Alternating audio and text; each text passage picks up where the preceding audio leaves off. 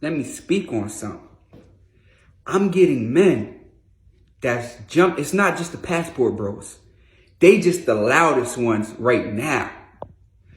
But I'm getting men jumping in my comments, sending me inboxes talking about I'm caping for sisters in America. Okay, let's talk about that. First of all, understand, I come from a tradition that the men are warriors, and the spirits within those that are masculine are warrior spirits. You know, I did grow up in Orisha tradition, and that's very much a part of my value system. So when you saying that I'm caping for sisters in America, yes, 1,000,000% I'm putting the cape on for sisters in America. Why? Because when I look around, I don't see brothers in a mass number putting the cape on for sisters in America to defend the community. And it's a problem. You understand? You see, this is the sad thing about it. When this proverbial cape goes onto my back, the majority of the people that I have to fight, it doesn't come from the outside. It's from people, men in our own community. I don't have to fight other groups of people. See, the other groups of people capitalize off the chaos within the community that the lack of protection creates in the first place. Hello, let me say it again. Let me say it again.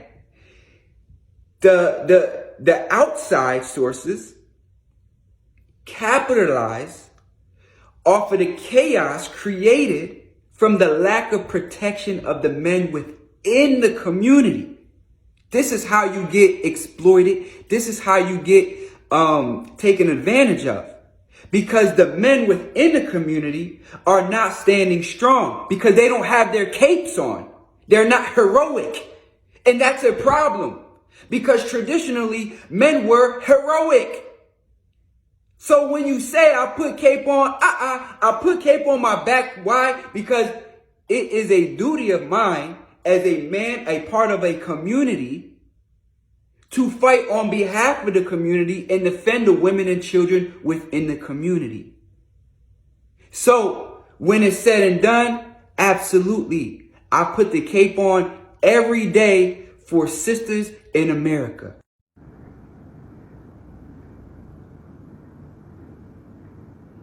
I beg to differ.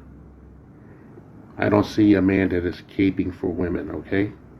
I see a man that is desperate for attention, okay? I see a man in conflict, okay? A disheveled, very small life form, all right? Very small, all right?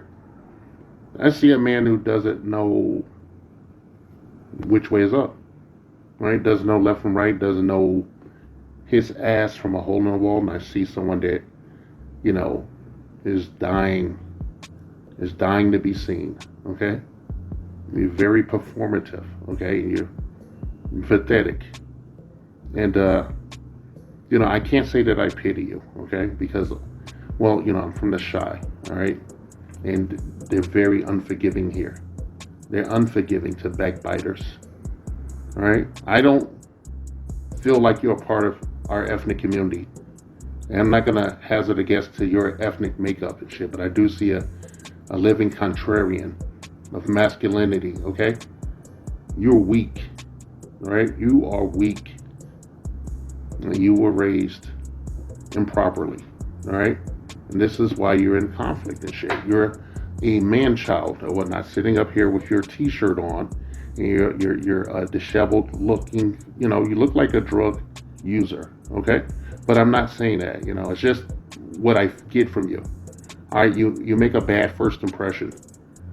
You are intent on helping these women keep men from evolving, okay? Our community must evolve. It can't evolve in a petri dish. Do you understand?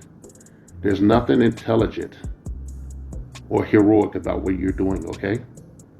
All right? You're a villain, okay? And that's your diatribe is the hallmark, the classic textbook, yet also boring hallmark of a true villain. They never think they're the villain. They never do. They think they're doing something heroic and shit. Maybe I'm the villain and shit.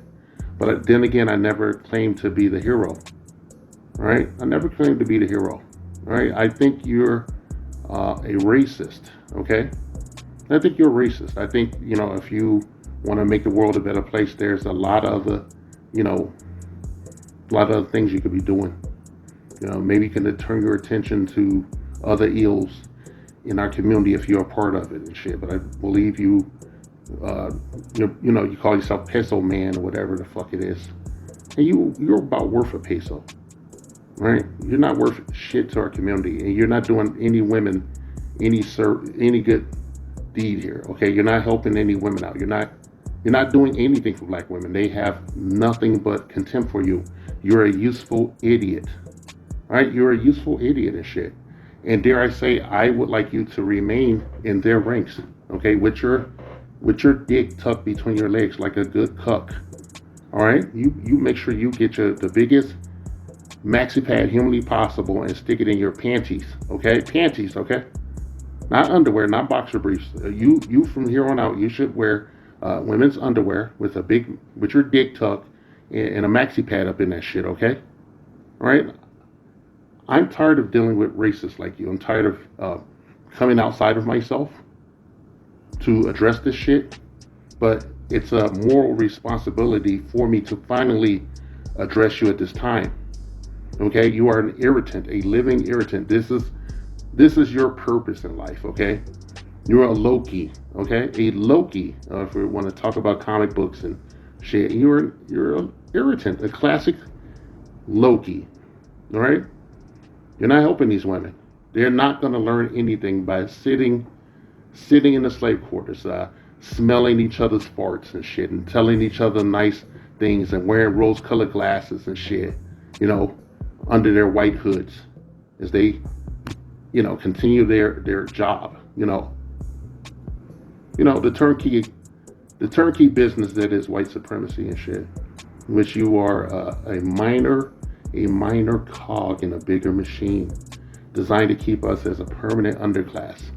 All right, what are our men going to learn in this situation, in this system and shit, when we can't get outside of it and shit? You would have men stay here and continue to go on the wheel, continue to push the wheel around the circle, the wheel that goes nowhere.